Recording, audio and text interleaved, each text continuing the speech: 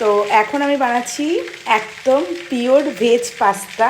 হ্যাঁ, একদম ঠিক শুনছো বন্ধুরা, একদম পিওর ভেজ পাস্তা বানাচ্ছি। তো পাস্তাতে কী দিয়েছি তোমাদের বলে দিই।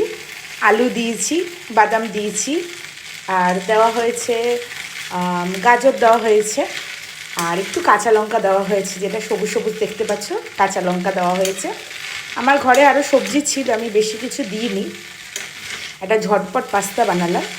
আর একটু কালারটা কিসের জন্য তোমরা বলতে পারো, একটু সামান্য হলুদ দিয়েছি, আর একটু নুন দিয়েছি, আর একটু ওপর থেকে গোলমরিচ গুঁড়ো দেবো, মানে এখনও দেওয়া হয়নি, দেবো।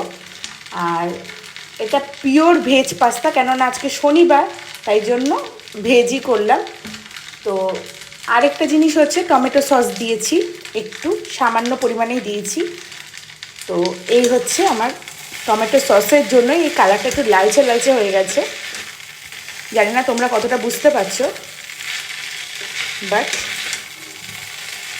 গন্ধ ভালো বেরিয়েছে। জানি না টেস্টটা কেমন হবে, তো অবশ্যই কমেন্টের মাধ্যমে জানি পাস্তাটা কেমন হয়েছে।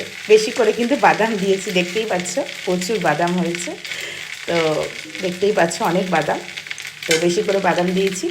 তো অবশ্যই কমেন্টের মাধ্যমে জানি পাস্তাটা কেমন হয়েছে। তো টাটা।